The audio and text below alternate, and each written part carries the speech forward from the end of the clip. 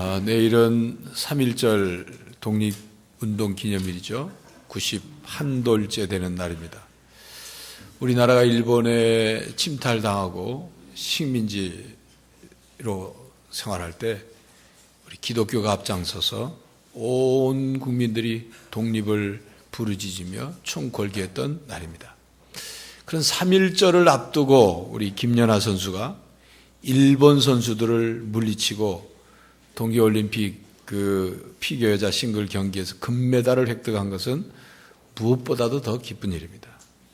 지난 24일 쇼트 프로그램 경기 때 저는 못 봤습니다만 제 큰아들이 고속도로 휴게소에서 보니까 국민들이 휴게소 그 텔레비전 앞에 다 모여가지고 김연아 선수 경기를 지켜보면서 김연아 선수가 이렇게 점프할 때는 자기들도 같이 어깨를 이렇게 했다가 떨어지면 이렇게 그렇게 하는 모습을 보았다는 거죠.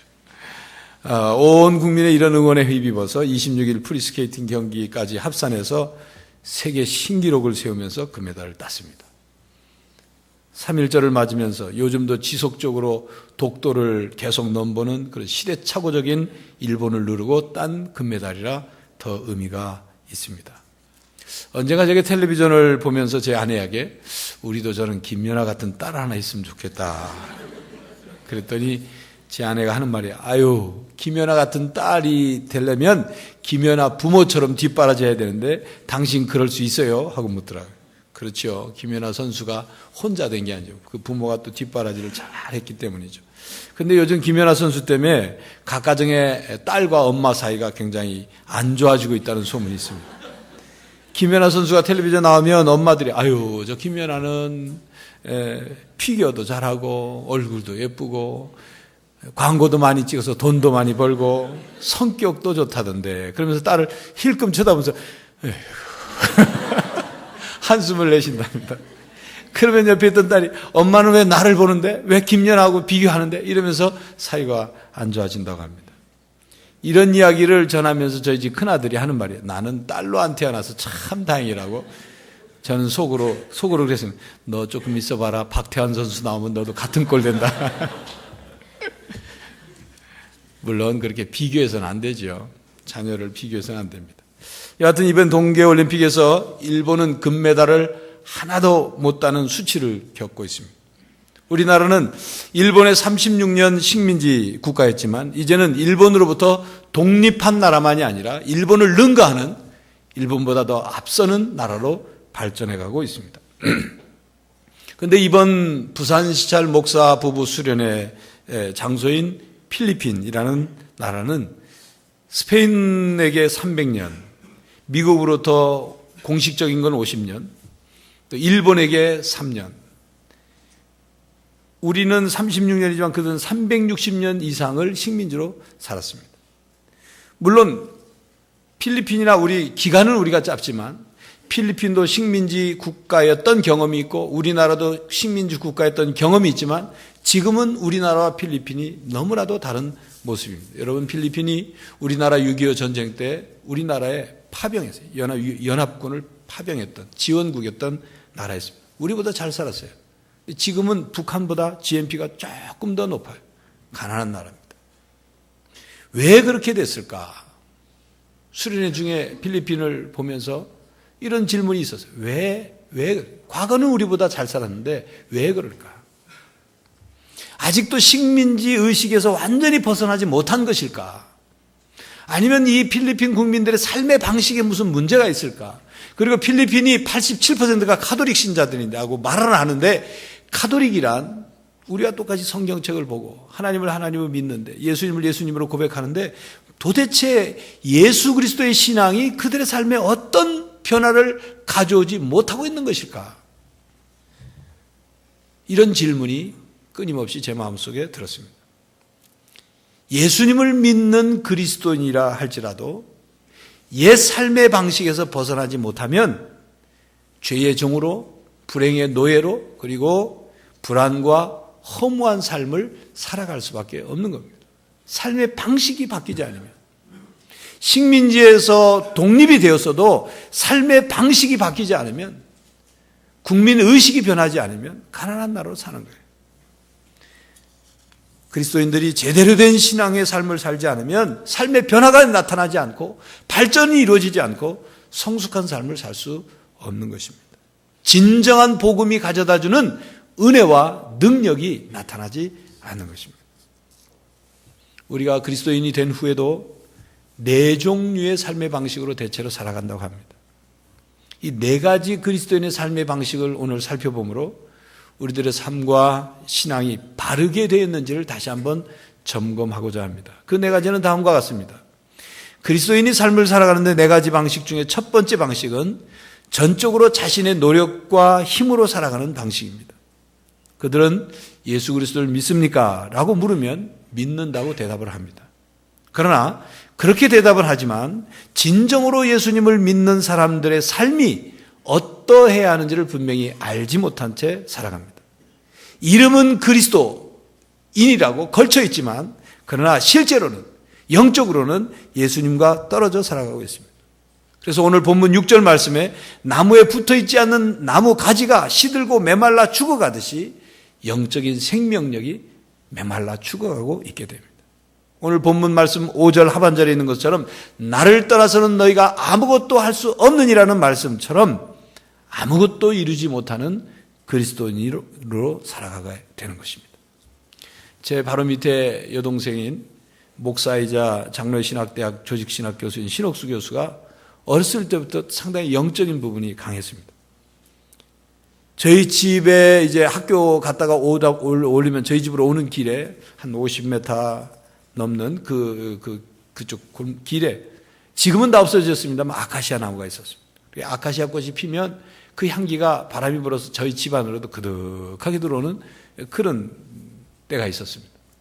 근데 그 여동생이 초등학교 4학년 때인가 5학년 때인가 집에 그 아카시아 나무 누가 부질렀는지 여튼 꺾였는지 하여튼 그 아카시아 나무 가지를 하나 들고 집 안에 들고 들어왔어요. 그리고 저희 어머니가 이렇게 말했어요. 엄마 이것 보세요. 우리가 예수님께로부터 떨어지면 이 아카시아 나무 가지가 시들고 사람들에게 꽃이 짓밟힌 것처럼 우리도 이렇게 되는 거죠 하고 물은 적이 있었어요. 동생은 아카시아 나무가 부러져서 떨어진 가지를 주워가지고 오늘 본문 요한복음 15장에 포도나무와 그 가지에 대한 비유를 떠올렸던 거죠. 어렸을 때부터 그러더니 신학자가 됐습니다. 그리스도인들 가운데는 본인 스스로는 그리스도인이라고 생각하고 있지만 예수님과 떨어져 살아가므로 가지가 나무 줄기에서 부러지든 떨어져서 결국 시들러 말라 비틀어져서 결국 태워줄 수밖에 없다는 사실을 알지 못한 채 그렇게 살아가고 있는 그리스도인들이 있습니다. 그래서 예수 그리스도의 힘으로 살아가는 것이 아니라 자기 힘으로, 자기 노력으로, 자기 방법으로, 자기 능력으로 살아가려고 하는 사람들입니다. 교회는 다니지만 그저 인격 수양을 하기 위해서 다니는 거죠. 교회는 다니지만 자기 마음의 불안과 두려움을 어떻게 떨쳐버리기 위해서 교회는 나옵니다. 교회는 다니지만 마음에 그저 위로를 받고 그냥 가기 위해서만 교회를 나옵니다. 교회는 다니지만 시간을 여가선용하는 정도로 그렇게 생각하고 살아갑니다. 이런 그리스도인은 진정한 그리스도인이라 말할 수 없습니다. 삶에 예수님의 정신도 없고 예수님의 진리도 없고 예수님의 복음도 없고 예수님의 생명도 살아 역사하지 않습니다. 예수님의 생명이 조금 있긴 하지만 마치 뇌사 상태의 사람처럼 그리 겨우겨우 그 예수의 생명이 이어져 가고 있는 상태죠. 이번 필리핀 그 선교 수련을 은혜 가운데 잘 마치면서 그 필리핀 선교 현장을 구체적으로 경험하는 아주 소중한 기간이었습니다. 필리핀은 1200개가 훨씬 넘는 섬으로 작고 큰 섬으로 이루어진 나라죠. 전체 땅덩어리의 넓이는 우리 남한의 약 3배 정도 큽니다. 근데 선교 수련에 갔던 지역은 필리핀을 위아래로 볼 때 중간 쪽 큰 섬의 두마게띠라는 도시입니다. 그곳의 두마게띠에서 선교하는 부산시찰 출신이고 평양로에 소속인 박윤식 선교사가 사역을 하고 있습니다. 박 선교사는 한때 선교 후원하는 교회들이 끊어져 가지고 굉장히 어려서 선교를 포기하고 귀국할까 한 2차례 심각한 어려움이 있었는데 그걸 잘 견뎌냈어요. 지금은 사역이 많이 안정이 되고 열심을 다하고 있습니다. 그래서 화요일 날 저녁에는 현지인들하고 함께 예배를 드리는데, 필리핀이 영어권이니까 영어로 예배를 드리는데 얼마나 열심히 찬송을 하는지. 교회가 뭐 옆에 창은 없어요. 떨어져 있어요. 어느 정도 높이 해가지고 지붕이 있고 그냥 거기서 선풍기 한 2대 빡빡하게 모였는데 우리 42명이 갔고 그쪽에서 약 한 150명 이상이 모여서 예배를 드리는데, 예배실을 꽉 켜서 더위가 아주 땀이 나는데도 한 2-3시간 예배를 드리는데 하나도 움직이지 않고 끝까지 예배를 드리는 모습을 봤습니다. 1시간만 넘으면, 예배 시간이 1시간만 넘으면 벌써 엉덩이가 들썩들썩하고 시계를 자꾸 들여다보는 우리나라 교인들을 생각하면 너무나도 열정적인 예배를 드리는 모습을 봤어요. 그런데 필리핀은 1521년 포르투갈의 그 마젤란이 스페인 왕의 부탁을 받고 이제 탐험을 해서 필리핀에 와서 처음으로 이 마젤란이 가지고 온 십자가가 이제 필리핀에 있습니다. 근데 그 카톨릭이 선교를 처음 시작을 해서 말씀드린 것처럼 87%가 카톨릭 신자라고 말을 합니다. 그리고 스페인이 이제 식민지를 300년 동안 하면서 카톨릭을 전파를 했는데 이 선교가 제대로 된 선교가 아니었던 거예요. 총과 칼로서, 그러니까 칼로 무력으로 선교를 하게 되니까 그 결과가 좋지 못한 거죠. 필리핀에는 대체로 도시 중앙에 시청이 있고 시청 앞에 광장과 공원이 있으면 바로 앞에 또 카톨릭 교회가 다 있어요. 아주 그 구조로 다 되어 있어요. 모든 지역에 다 있습니다. 87%가 카톨릭 신자하고 4.5%가 개신교, 그리고 5%가 무슬림입니다. 나머지는 이제 토속 신앙인인데, 그런데 이 87%의 카톨릭 신자들이 1년에 한두 번 정도 교회 가는 거예요. 부활절, 성탄절. 마치 우리나라 불교 신자들이 초파일날 한 번 가고 자기들 불교 신자라고 말하는 거가 다를 바가 없는 거죠. 버스를 타고 지나가면서 보니까 각 집 대문 문이 집에 들어가는, 우리처럼 바로 대문이 아니라 길거리에 그냥 문 열고 들어가면 집이 되는 그런 집 구조의 벽에다가 예수님 성화와 마리아 성화가 2개 붙어 있어요.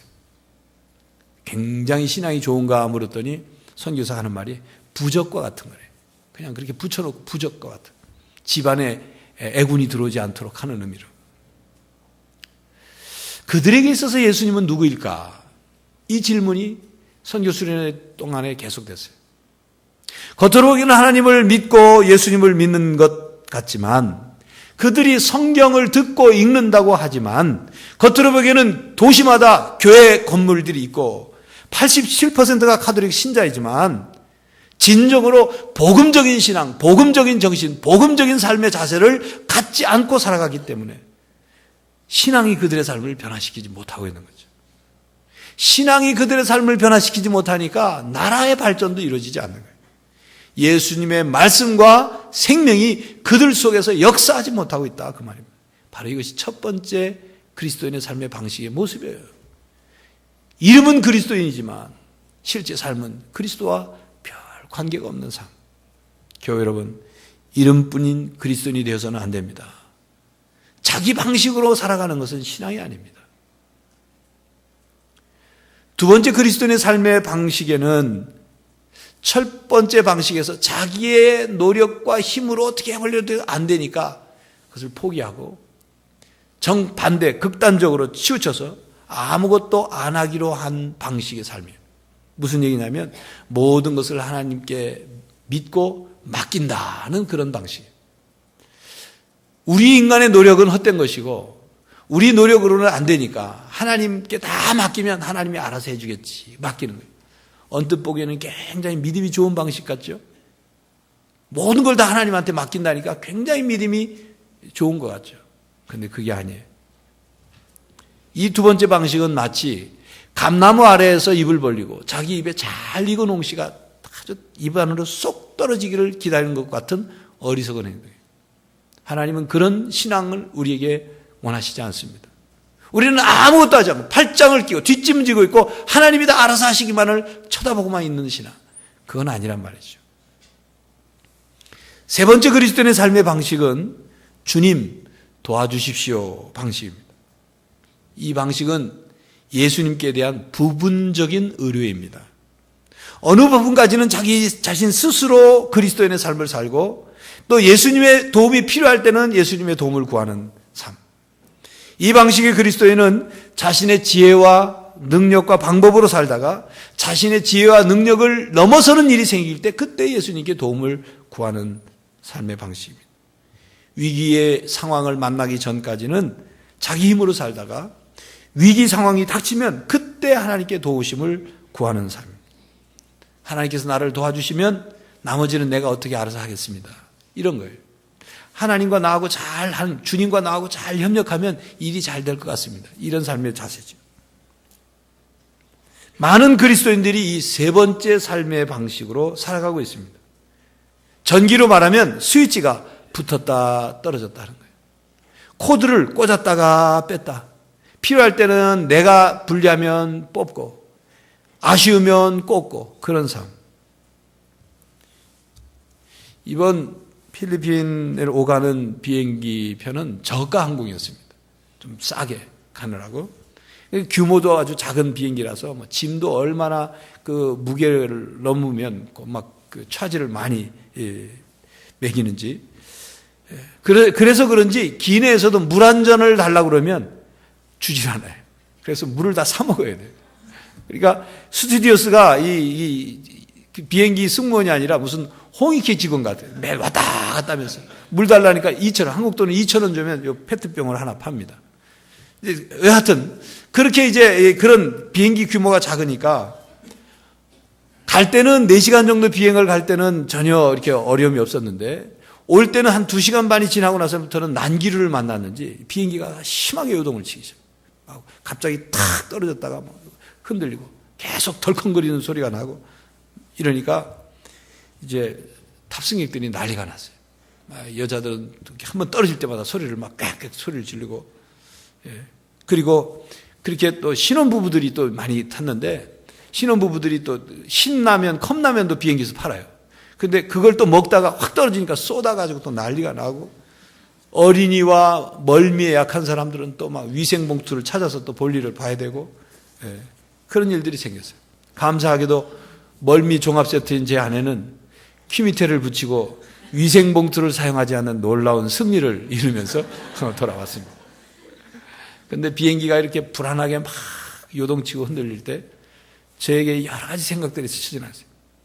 세계 각국의 비행기 사고도 막 떠오르고 영화에서 본 비행기 막 추락하는 모습도 떠오르고 그랬습니다. 이런 상황이 벌어지면 사람들은 하나님을 찾습니다.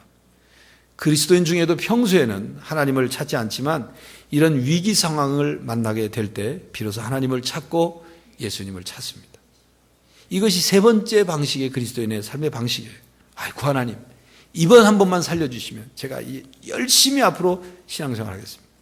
주님, 이번 일만 잘 해결되면, 이번 일만 잘 넘어가게 해주시면 제가 열심히 충성을 다하겠습니다. 이런 식으로 주님을 붙잡다가 일이 해결되고 또 시간이 어느 정도 흐르면 다시 원상태로 돌아가는 이 삶이 반복되는 거예요.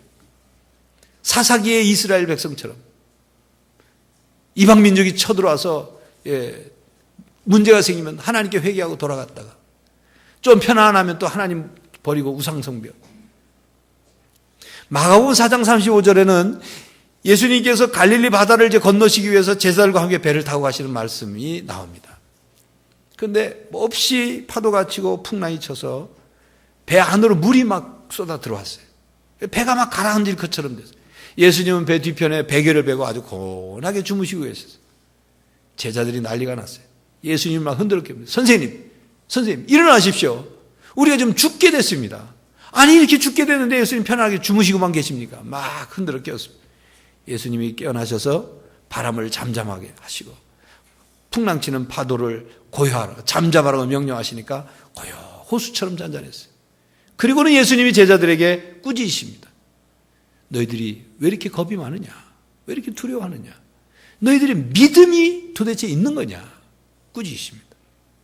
제자들의 이런 신앙의 상태가 바로 세 번째 그리스도인의 삶의 방식인 거예요. 좋을 때는 괜찮다가 예수님을 잊어버리고 있다가 어려움이 닥치면 그때서 주님을 찾고 그때서 믿음을 회복하고자 하는. 물론 그렇게 급하게 요청을 할 때 하나님은 은혜가 풍성하시니까 우리의 기도를 들어주실 때가 있어요. 그러나 하나님이 원하는 삶은 그런 삶이 아닙니다. 제대로 된 신앙이 아니에요. 하나님을 기쁘시게 하는 믿음이 아닙니다. 우리가 하나님의 자녀로서 살아가야 할 온전한 신앙의 모습이 아닙니다. 세 번째 방식은. 왜냐하면 예수님께서 우리에게 생명을 주시고 풍성케 하려고 오셨다고 하셨는데 생명은 받았지만 그렇게 세 번째 삶의 방식으로는 풍성한 삶을 살 수가 없습니다. 여러분, 이 세 번째 그리스도인의 삶의 방식을 조심해야 합니다.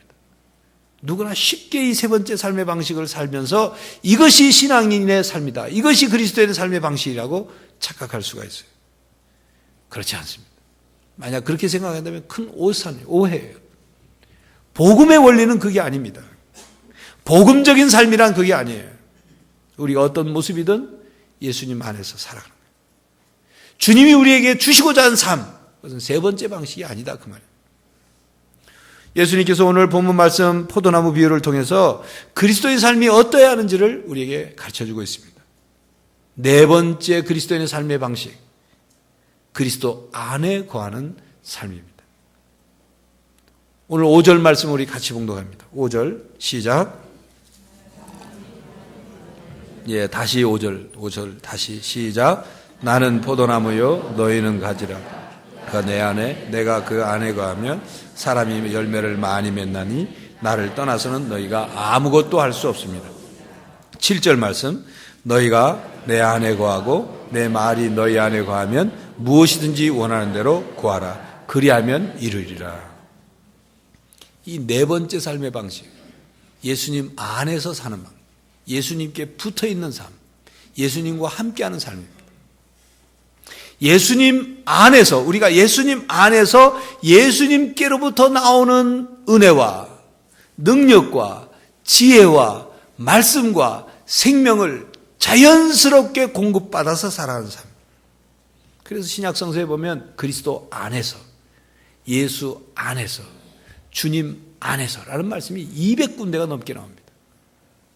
사도 바울은 이런 예수님 안에서 사는 삶을 이렇게 자신이 고백하고 있어요. 갈라디아서 2장 20절. 내가 그리스도와 함께 십자가에 못 박혔나니 그런즉 이제는 내가 사는 것이 아니요 오직 내 안에 그리스도께서 사시는 것이라. 이제 내가 육체 가운데 사는 것은 나를 사랑하사 나를 위하여 자기 자신을 버리신 하나님의 아들을 믿는 믿음 안에서 사는 것이라. 예수님 안에서 산다는 것은 하나님의 아들이시고 구주이신 예수님을 믿는 믿음 안에서 사는 것이다. 이걸 다르게 표현하면 믿음이라는 것이 포도나무이신 예수님께 가진 우리를 붙어있게 하는 것이다 그 말이에요. 믿음 때문에, 접착제와 같은 거예요, 믿음은. 그래서 예수 그리스도를 중심으로 예수 그리스도 안에서 살아가는 거예요. 믿음으로. 예수 그리스도가 우리 삶의 중심입니다. 나무의 줄기예요. 도슨 트로트맨이라는 사람이 이런 예수님과 우리와의 관계를 포도나무와 가지와 이 비유를 수레바퀴에 비교해서 설명을 한 것이 있습니다. 예수 그리스도는 우리의 삶의 중심축이다, 그런 얘기죠. 여러분 수레바퀴 아시죠? 수레바퀴가 그냥 바퀴만 있으면